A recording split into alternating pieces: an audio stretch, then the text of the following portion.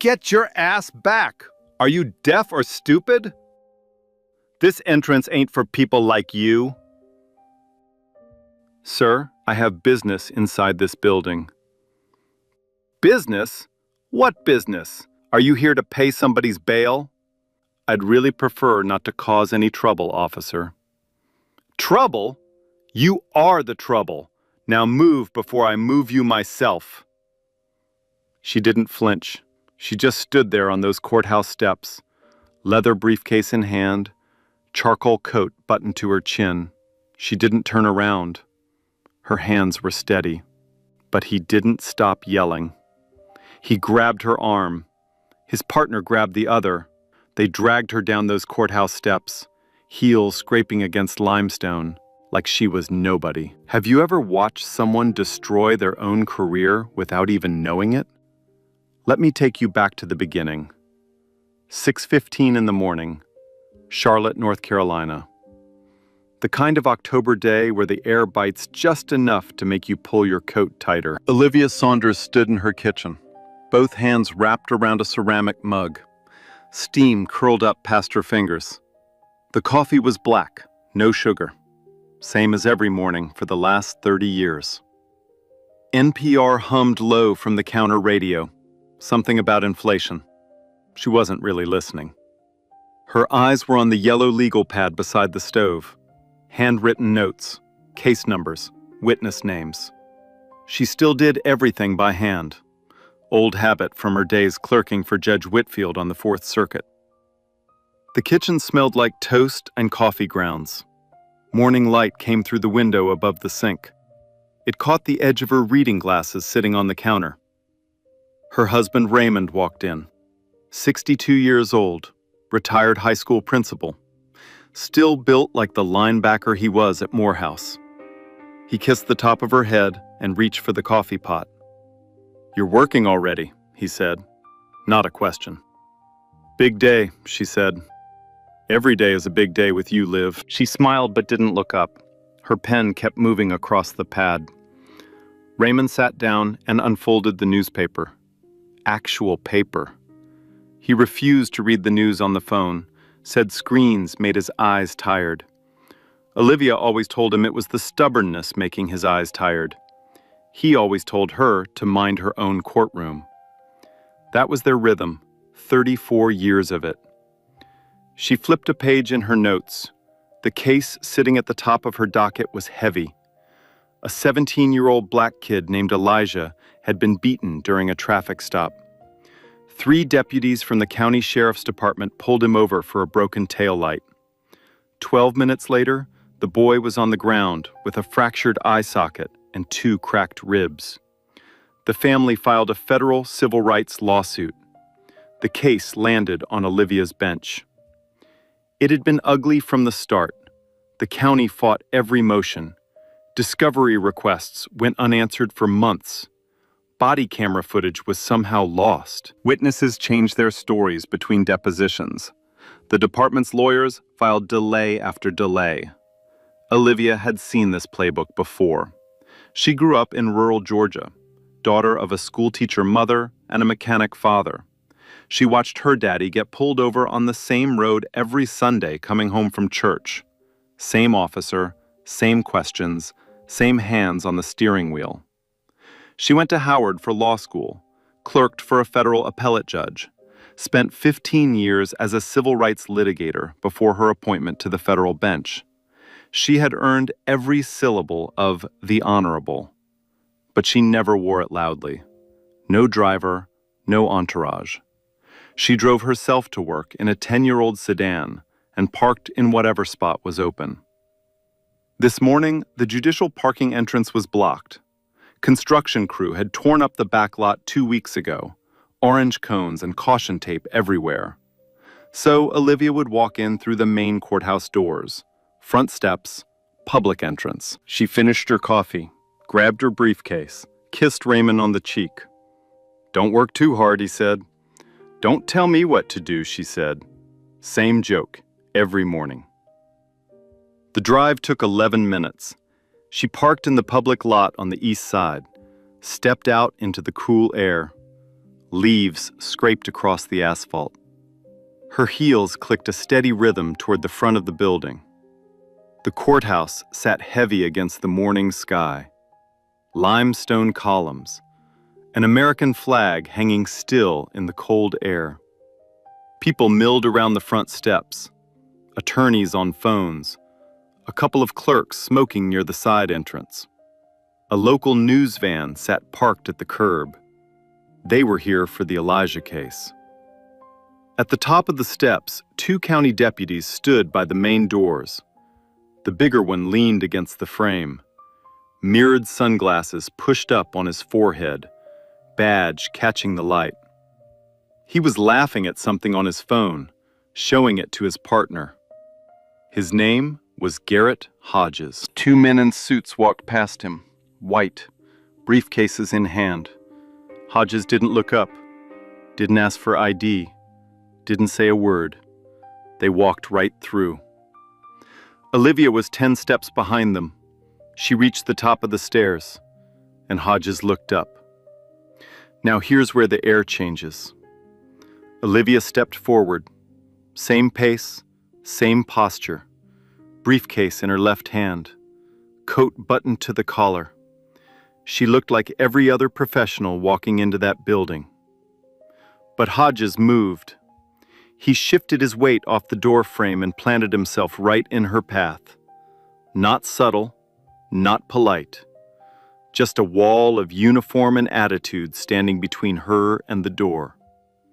"Hold on," he said. "Where do you think you're going?" His voice was flat, bored almost, like stopping her was barely worth his energy. Olivia paused. She tilted her head slightly, took a breath. "Good morning, Deputy. I'm heading inside to my chambers." Hodges looked her up and down, slow, head to toe. The kind of look that peels a person apart. He let the silence sit for a second. Then he snorted. "Chambers, right." He crossed his arms. "Are you an attorney?" "I work in this building," she said calmly. "I'd like to pass, please." He didn't move. He just stood there, arms crossed, jaw tight.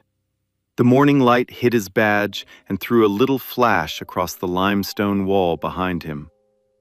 His partner, Dean Pruitt, leaned against the metal detector just inside the door, watching, smirking, not saying a word yet. "Ma'am, nobody walks through this entrance without showing ID. That's policy." Olivia kept her voice level. "The 2 gentlemen who just entered ahead of me weren't asked for identification." Something shifted in Hodges' face, a twitch at the corner of his mouth. His nostrils flared just slightly. Most people wouldn't catch it, but Olivia had spent decades reading faces from behind a bench. She saw it clearly. He didn't like being questioned. Not by anyone, and especially not by her.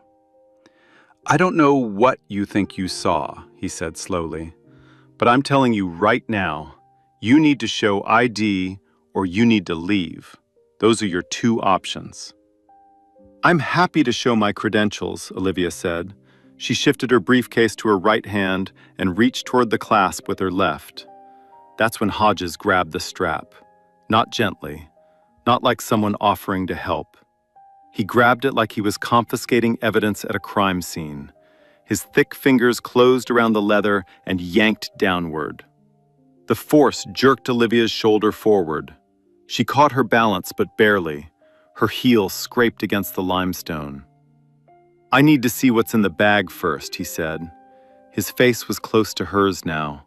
She could smell the coffee on his breath, could see the pores on his nose. Olivia held on. Her grip didn't waver. Her voice didn't rise. "Deputy, you have no probable cause to search my belongings. I have not committed any offense. I am not a threat to anyone here. I am simply attempting to enter my place of work." Hodges pulled harder. The strap dug a red line into Olivia's shoulder through her coat. The leather creaked like it might snap. This is a courthouse, ma'am. Security is my call, not yours. You don't get to tell me how to do my job. His voice was louder now. Not shouting, not yet, but loud enough that heads started turning. A young clerk in a gray suit stopped mid-step. Two attorneys near the railing lowered their phones from their ears. A woman with a rolling briefcase froze halfway up the stairs. Pruitt pushed off the metal detector and walked outside. His boots were heavy on the stone. Now two deputies stood in front of one woman, both taller by half a foot, both armed, both wearing vests under their uniforms, both staring down like she had committed a felony by existing on these steps. "Ma'am, I need you to step aside right now," Pruitt said. His tone was calmer than Hodges, but carried the same message underneath. You don't belong here. Olivia released the strap, not because she agreed, because she understood physics. Two armed men pulling on one bag meant the bag would go regardless. She let it go on her terms, back straight, chin level. Hodges set the briefcase on the ground. He crouched and unzipped it like luggage at a drug checkpoint. His hands rifled through everything. Legal pads covered in handwritten notes, a thick manila folder of case briefs, a leather-bound calendar with gold-edged pages, reading glasses in a soft cloth case, a granola bar in the side pocket. He held up the manila folder, flipped through pages, case numbers in red ink, legal arguments in 12-point type, Olivia's careful handwriting in the margins. He squinted at the text like a foreign language he had no intention of learning. What is all this? He held a page between two fingers like trash. Those are confidential legal documents, Olivia said. The warmth had drained from her voice completely. What was left was ice. You are violating my Fourth Amendment rights by searching them without a warrant, without probable cause, and without my consent. Hodges' lip curled. He tossed the folder back into the briefcase. It landed crooked. Papers slid out across the cold limestone. A gust of wind caught one page, a brief for the Elijah case, and pushed it tumbling toward the edge of the steps. Nobody picked it up. He stood, thumbs hooked in his belt, badge glinting. Lady, I don't need a warrant to do my job. You want through this door, you play by my rules. Simple as that. Or are we going to have a real problem here? A crowd had gathered, maybe 20 people across the steps and sidewalk below. Some watched openly. Others angled their phone cameras while pretending to scroll. An older white woman near the stone railing made no effort to hide. Brenda Combs, 63, retired schoolteacher from Gastonia. She held her phone at chest height with both hands. The red recording dot blinked steady. This isn't right, Brenda said. Her voice carried. Nobody answered. But nobody told her to stop, and she didn't. Hodges glanced at the phone, his jaw flexed. He held the look for a long beat, then turned back to Olivia, like the camera was irrelevant, like he was untouchable, like nothing on that phone could ever matter more than the badge on his chest. A white attorney in a tailored navy suit stepped forward, mid-40s, silver watch. He cleared his throat carefully. "Officer, excuse me. I can vouch for this woman. She works in this building. I've seen her here many times." Hodges turned his head slowly, looked the attorney up and down. Same scan he gave Olivia, but different, softer. The way you look at someone who annoys you versus someone you consider beneath you. Two very different things. "Sir, this doesn't concern you. Step back." The attorney raised both palms and retreated into the crowd. He looked at Olivia with an expression that said, "I tried." She gave him the smallest nod, almost invisible. She didn't need rescuing. Never had. But she noticed he tried. She would remember. Olivia squared her shoulders, straightened her coat where Hodges had pulled it crooked, looked directly at him, eye to eye. No flinch, no tremble. Deputy, I am going to say this one time. I strongly advise you to step aside and let me pass. You are making a mistake right now that you do not yet understand. And when you do understand it, I promise you will wish more than anything that you had listened to me in this moment. The words hung in the October air, calm, precise, heavy as stone. Hodges stared at her. For one flicker of a moment, something crossed his face. Not fear, not understanding, just a crack. A half second where some deep animal instinct told him to stop, to listen, to step aside. But his pride was louder. It always had been. Are you threatening a law enforcement officer? His voice went sharp, cold. His hand dropped to his belt. Not his weapon, his radio. Because that is exactly what that sounded like. He keyed the radio. The static crackle cut through the morning air like a blade.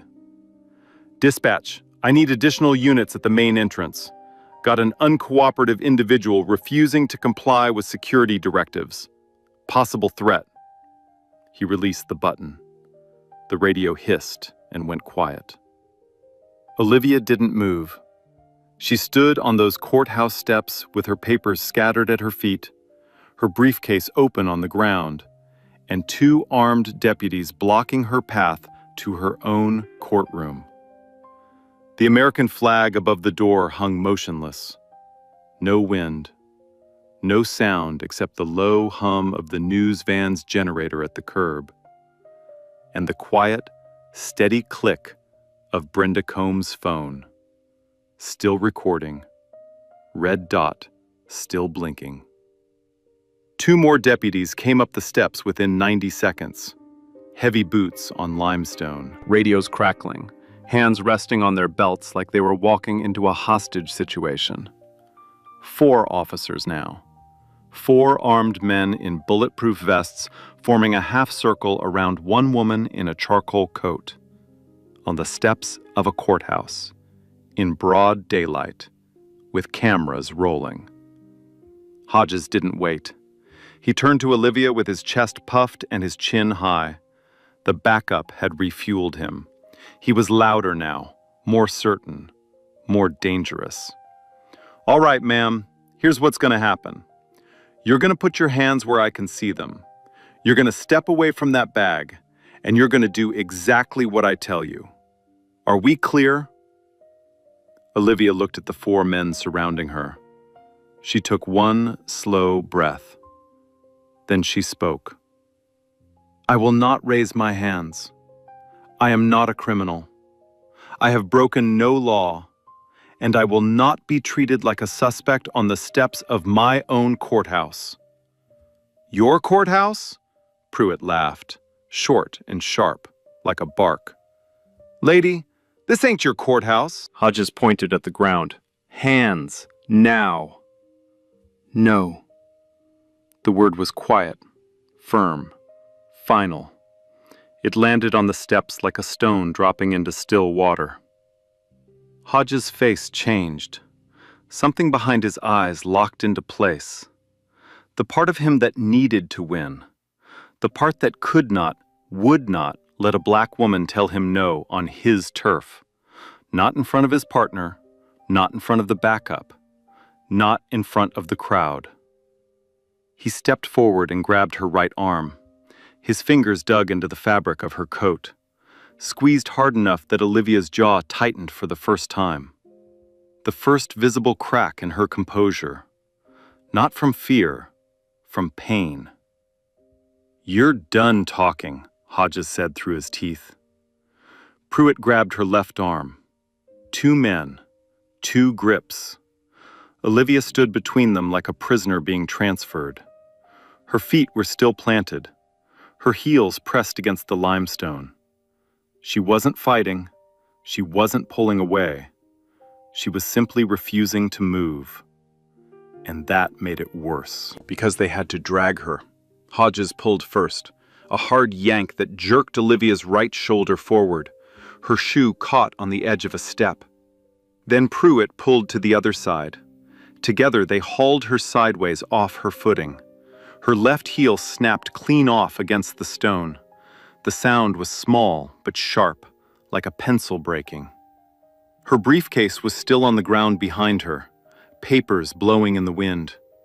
Her reading glasses case had rolled to the edge of the top step. They dragged her down, one step at a time. Her remaining heel scraped a white line across the gray limestone. The sound cut through the silence like a nail on glass. Her coat bunched up around her shoulders, the collar twisted against her throat. Brenda Combs followed with her phone, step by step. Her hand was shaking, but the camera stayed locked on. The news crew at the curb had noticed. A cameraman in a baseball cap swung his shoulder rig toward the steps. The red tally light blinked on. Live feed or not, that camera was recording broadcast quality footage from 50 feet away. Someone in the crowd shouted, "Hey, what are you doing to her?" Hodges didn't look. Pruitt didn't look. They kept pulling. Olivia's knees buckled on the third step from the bottom, not because she gave up, because the angle of the drag and the broken heel made it impossible to stay upright. She went down to one knee. The limestone scraped through her stockings. A thin line of blood appeared on her shin. They pulled her back up. Hodges' grip shifted higher on her arm. His thumb pressed into the soft tissue just above her elbow. A compliance hold, the kind they teach at the academy for resisting suspects. Olivia was not resisting. She was being carried. At the bottom of the steps, they pushed her against the hood of a patrol car. The metal was cold from the October morning.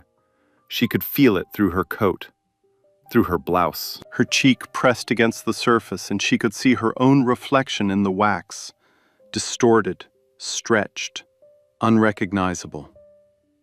"You are being detained," Hodges announced, loud enough for everyone to hear, "for obstruction of a law enforcement officer and failure to comply with a lawful security directive." He reached for his handcuffs. The metal jingled as he pulled them from the case on his belt.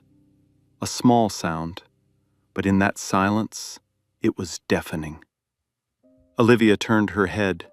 Her cheek is still against the hood.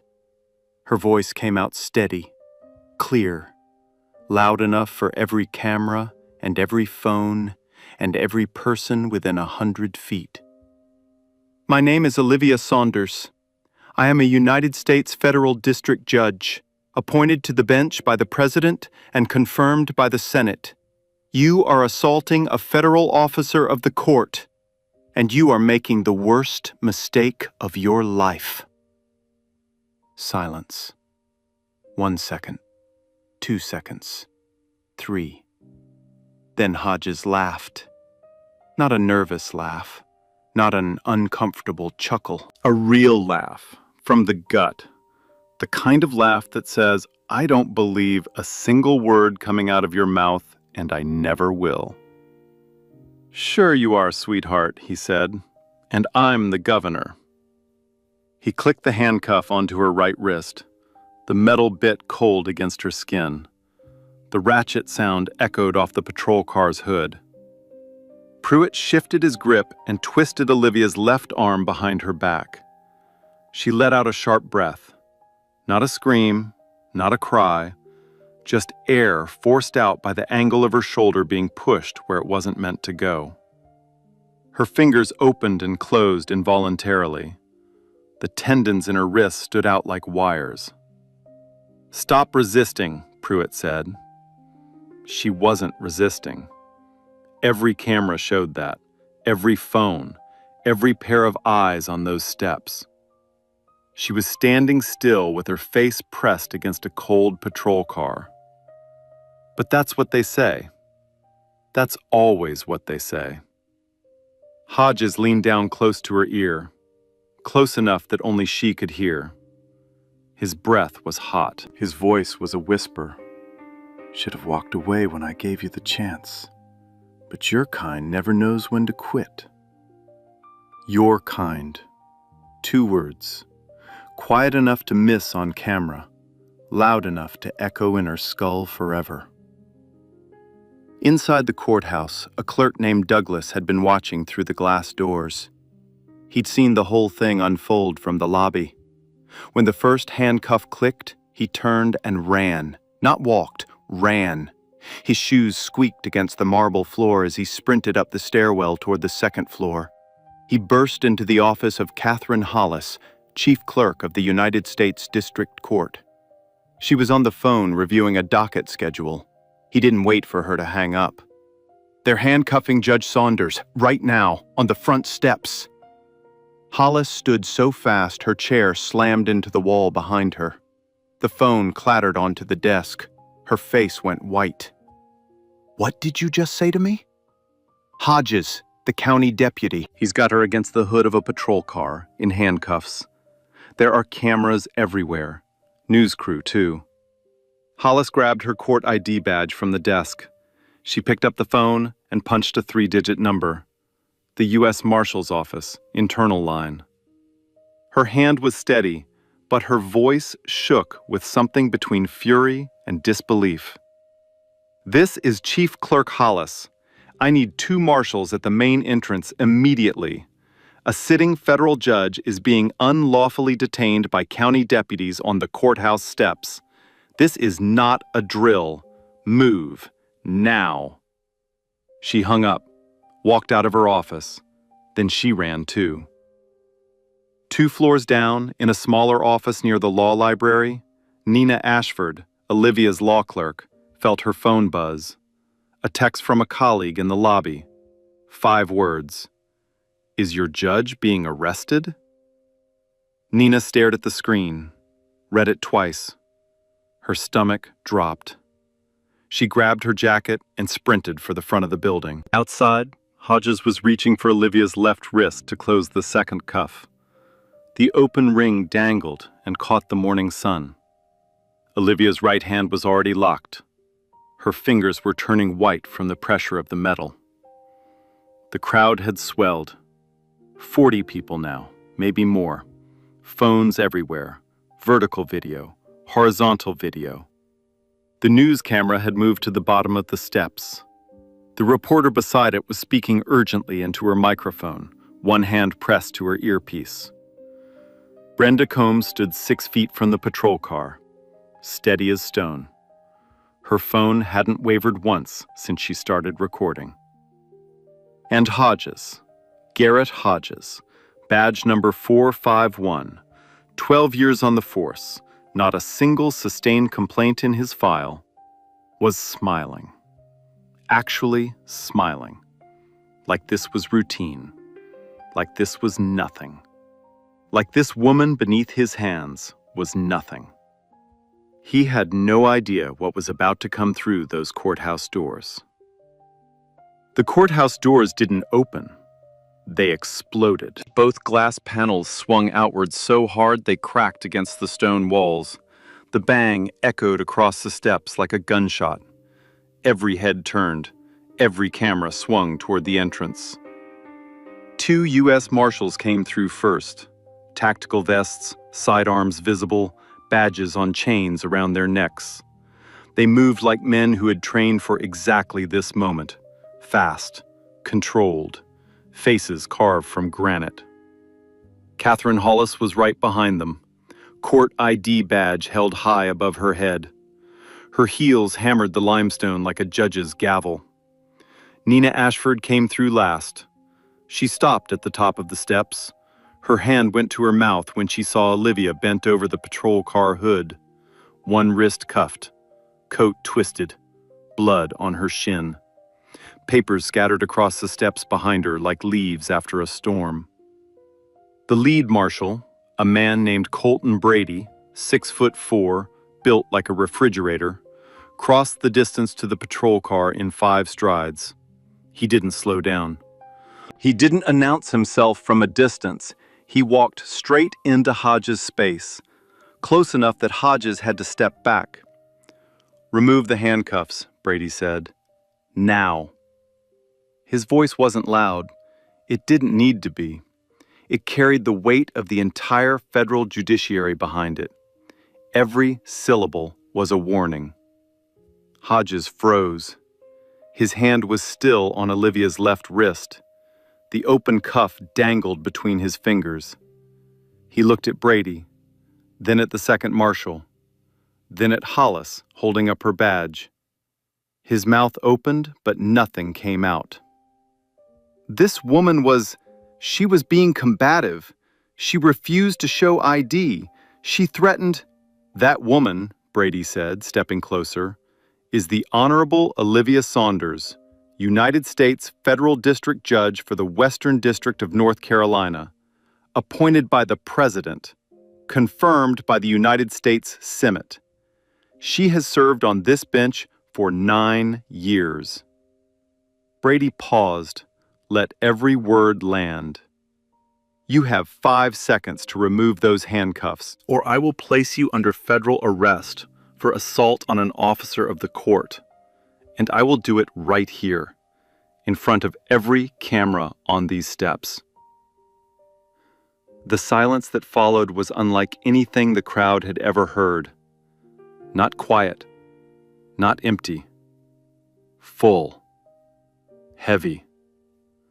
The kind of silence that presses against your eardrums. 40 people were holding their breath at the same time. Hodges' face drained, not slowly, all at once, like someone pulled a plug behind his eyes. The color left his cheeks. His jaw went slack. His fingers trembled as he reached for the handcuff key on his belt. He fumbled it. The key slipped through his fingers and clinked against the asphalt. He bent down to pick it up. His hands were shaking so badly, it took him 3 tries to get the key into the lock. The ratchet clicked open. The cuff fell away from Olivia's wrist. A red ring marked her skin where the metal had been. Deep, angry, visible from 10 feet away. Pruitt had already released her other arm and stepped back, both hands raised, palms out. His face was gray. He looked like a man watching his entire life rewind in front of him. Olivia straightened up slowly. She stepped away from the patrol car. She didn't rush. She pulled her coat straight, buttoned the collar, smoothed the fabric where their hands had twisted it. Then she turned around and looked at the steps behind her. Her papers, her briefcase on its side, her broken heel near the 3rd step, her reading glasses case on the top landing. Nina rushed down and began gathering the scattered pages. Hollis stood beside Olivia like a shield. Neither of them spoke. They didn't need to. Olivia looked at Hodges. He couldn't meet her eyes.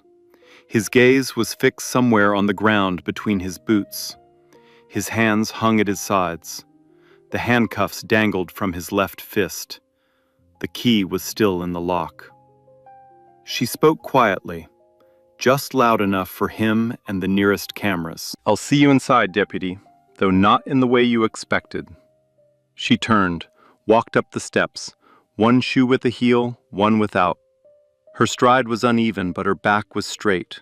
Her chin was level. Her hands were at her sides. Halfway up, someone in the crowd started clapping. 1 person, then 2, then 10. Then the whole steps erupted. Brenda Combs lowered her phone for the first time and clapped with both hands. Tears ran down her cheeks. Olivia didn't look back. She walked through those courthouse doors like she owned them, because she did. But there was one thing the crowd couldn't see. As Olivia passed through the doors and turned the corner into the hallway, she pressed her briefcase against her chest with both arms. And her hands, the hands that hadn't trembled once through the entire ordeal, were shaking, hard. She held the briefcase tighter so no one would notice. The composure had cost her something. It always does. Outside, Hodges still hadn't moved. He stood beside the patrol car with the handcuffs hanging from his fist. The crowd was dispersing. The news camera was still rolling. His radio crackled to life. "Hodges, Chief Doyle's office, now." He didn't answer. He got in the patrol car, sat behind the wheel, didn't start the engine, just sat there, staring at nothing. The man who held all the power 60 seconds ago now had none, and every camera had the proof.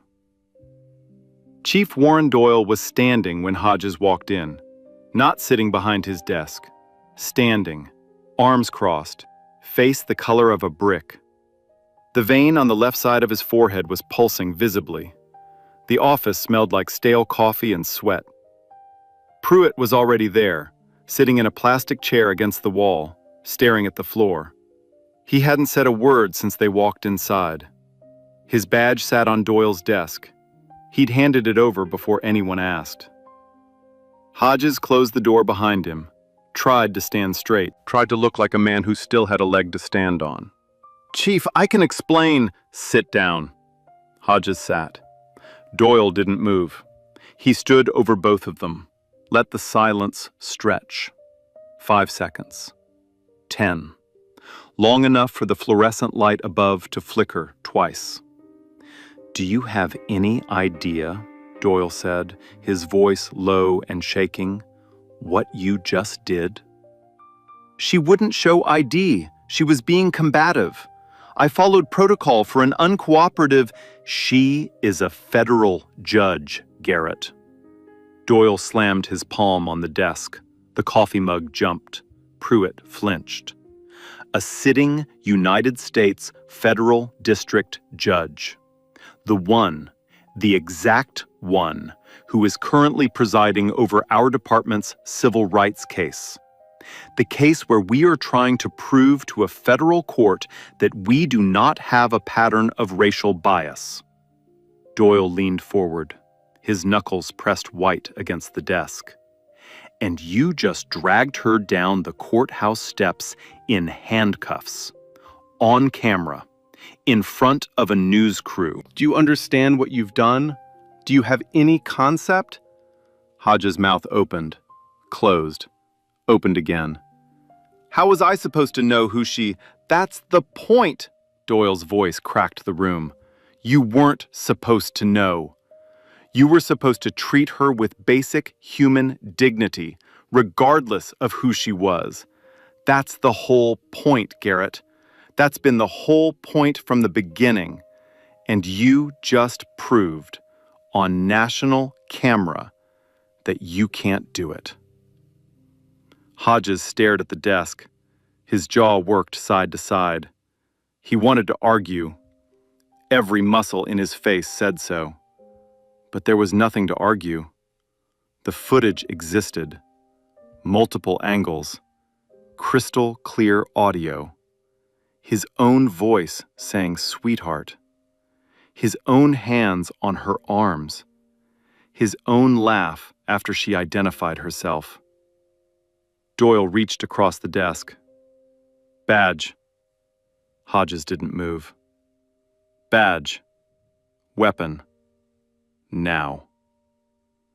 Hodges unclipped his badge slowly, set it on the desk next to Pruitt's. Then his service weapon. The holster clicked open loud in the quiet room. He placed the gun on the desk with both hands. The metal thudded against the wood.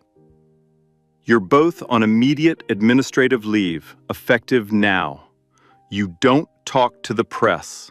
You don't talk to each other. You don't come within 500 feet of that courthouse.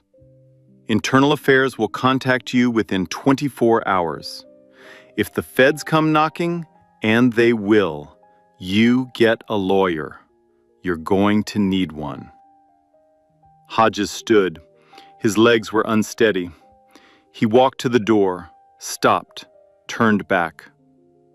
"Chief, I've been on this force 12 years. 12 years without a single, "Get out of my office, Garrett." The door closed behind him with a soft click. Softer than the handcuff, but somehow louder. 3 miles away, inside her chambers, Olivia sat behind her desk. The door was closed. Nina had brought her water in a glass tumbler. It sat untouched on a coaster. The ice had already started melting. Olivia's hands were in her lap. She pressed them together to stop the trembling. Her wrist still wore the red ring from the handcuff. She hadn't put ice on it, hadn't looked at it. She was looking at the wall, at nothing. She picked up the phone and called Raymond. He answered on the first ring. "Liv, you okay? What happened?" "I'm okay." Her voice was steady again, almost. "I'll tell you everything tonight. Don't watch the news." A pause. "Already saw it, baby." She closed her eyes, pressed her lips together, took a breath. "I'm okay, Raymond. I know you are. I know." She hung up, sat still for 2 more minutes. Then she stood, walked to the closet in the corner of her chambers, pulled out her black judicial robe, slipped it over her shoulders, zipped it up the front. The fabric covered the wrinkled coat, covered the scrape on her wrist, covered everything except her face. And her face was ready. She walked into the courtroom. Every seat was full. The attorneys were already at their tables. Terrence Wallace, representing Elijah's family, stood as she entered. His eyes went straight to her wrists. He saw the red marks above the edge of her robe. He said nothing. He sat down. Everyone knew. No one spoke. Olivia took the bench, adjusted her microphone, opened the case file. "This court is now in session." Her voice didn't crack, her hands didn't shake. Her authority filled the room like oxygen.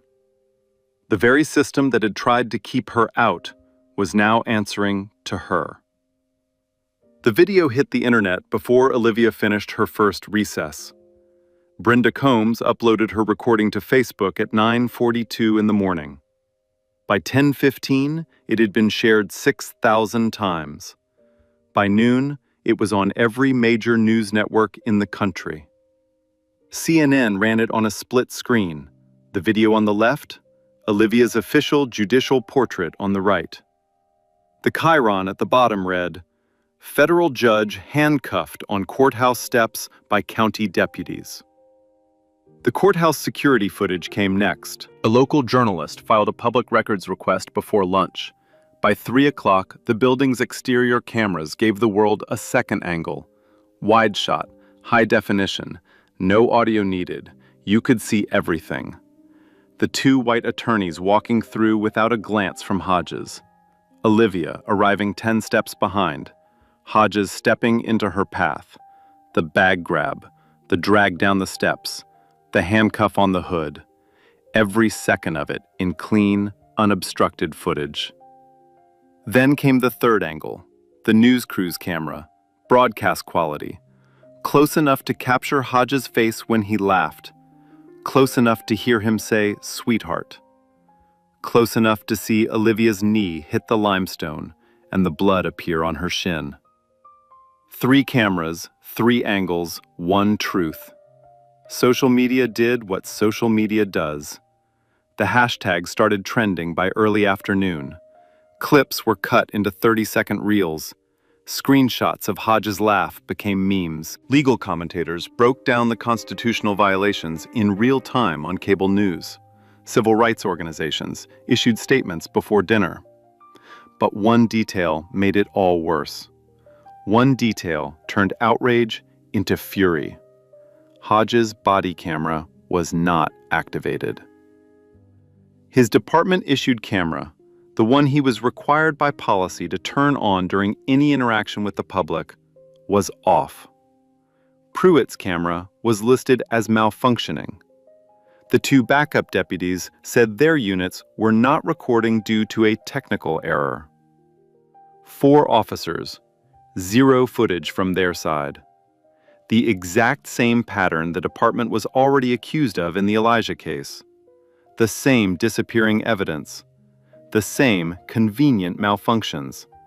The same black hole where accountability was supposed to be. The U.S. Attorney's Office opened a federal civil rights investigation within 48 hours. Not just into Hodges and Pruitt, into the entire county sheriff's department. They subpoenaed 3 years of body camera activation records, 3 years of use of force reports, 3 years of traffic stop data broken down by race. What they found was a graveyard of patterns. Over 36 months, deputies in the department conducted over 4,000 traffic stops.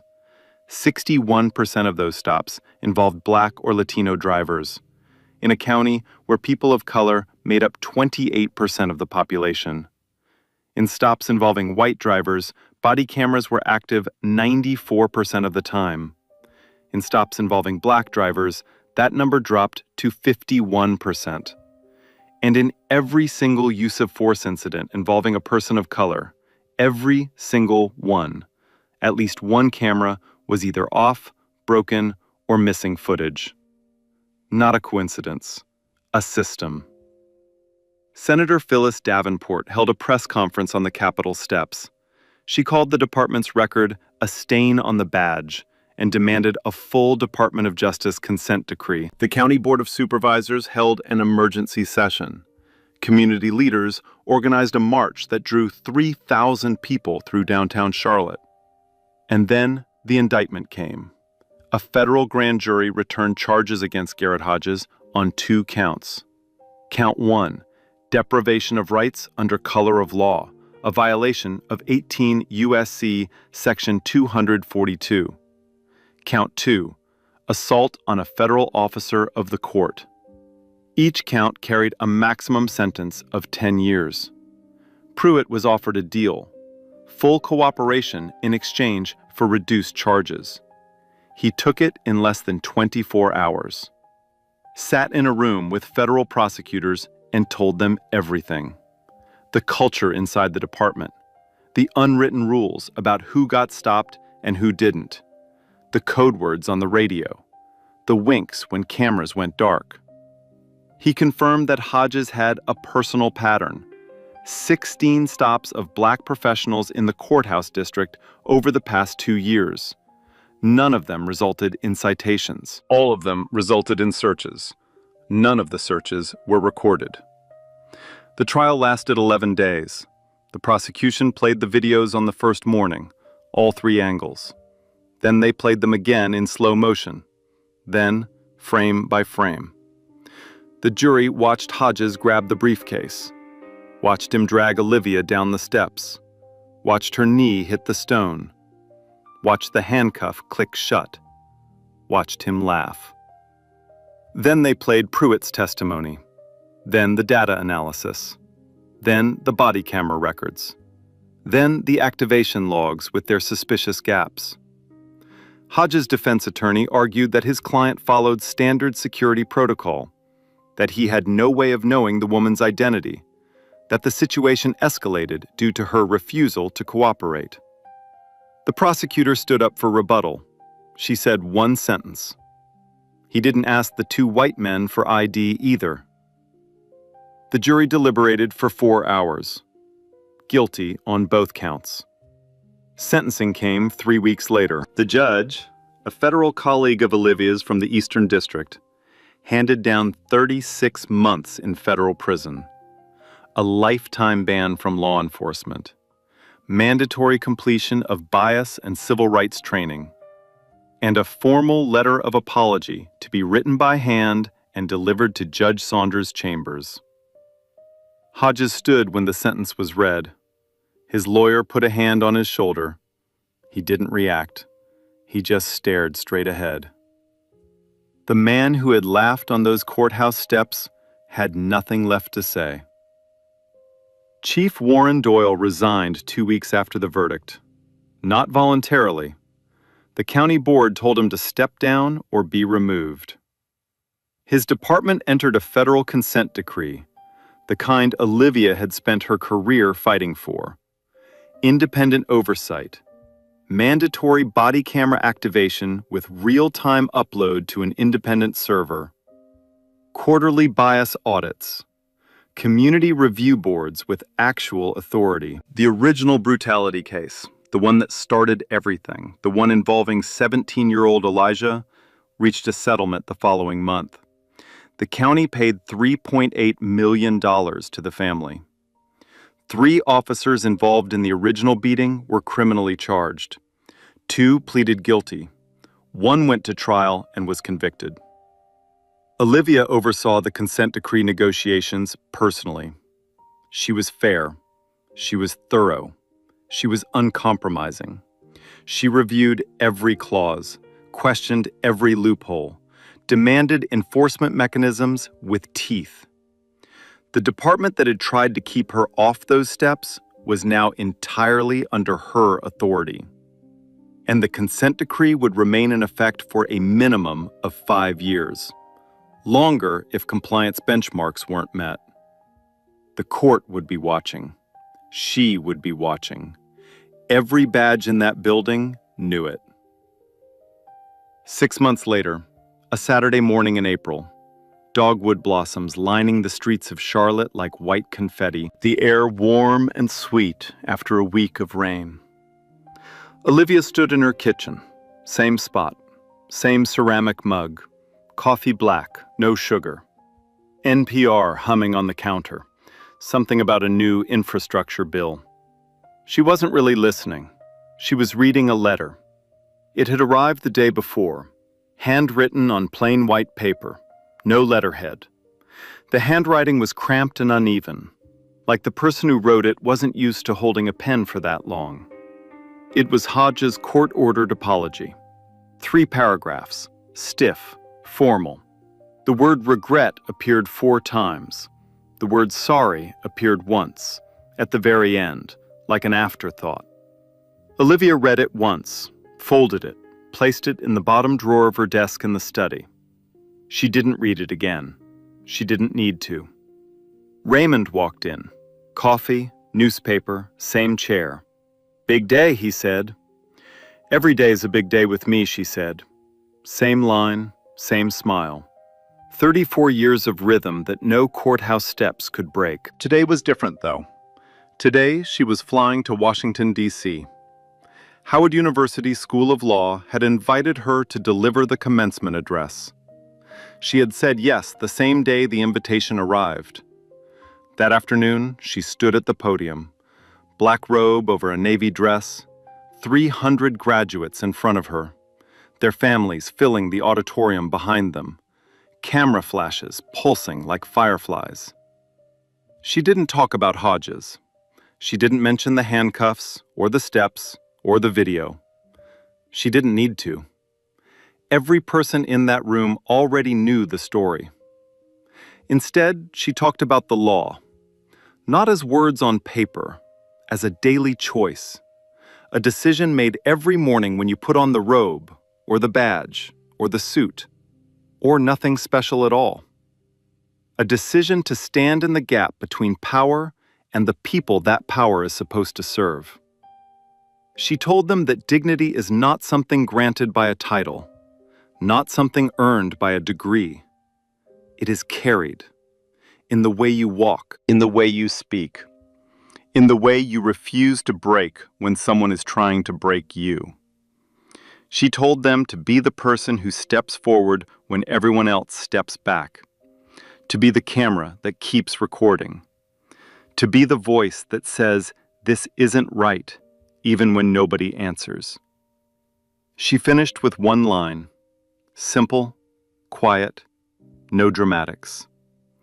Make them answer to the law, even when they think they are the law. The auditorium erupted, standing ovation. 300 graduates on their feet, families clapping, professors wiping their eyes. The applause lasted a full 90 seconds. Olivia smiled. stepped back from the podium, held her head high. Back in Charlotte, the new body camera policy had been active for 4 months. Every interaction recorded, every file uploaded to an independent server in real time. No malfunctions, no gaps, no excuses. Community review boards met monthly. Bias audits were published quarterly. Every single one made public. Brenda Combs, the retired school teacher who had recorded the video that changed everything, was interviewed on a national morning show the week before. The host asked her why she kept filming when everyone else just watched. Brenda shrugged, looked straight into the camera. "I just thought someone needed to see what I was seeing. That's all." She became a symbol without trying. Proof that one phone and one steady hand can move the whole machine. Hodges served his time in a federal facility in Eastern Virginia. He gave no interviews, released no statements. His silence sat in the public record like a blank page in a book full of evidence. Pruitt completed his cooperation agreement, resigned from law enforcement permanently, moved out of state, never made a public comment. The system didn't fix itself. It never does. People fixed it. One camera, one clerk who ran up the stairs, one marshal who came through the doors, one judge who refused to break. Now let me ask you something, and I want you to really sit with this one. If Olivia Saunders hadn't been a federal judge that morning, if she'd been a regular woman walking into a courthouse to handle a parking ticket or support her son at a hearing, do you think anyone would have come through those doors to help her? Do you think Hodges would have faced a single consequence? Drop your answer in the comments.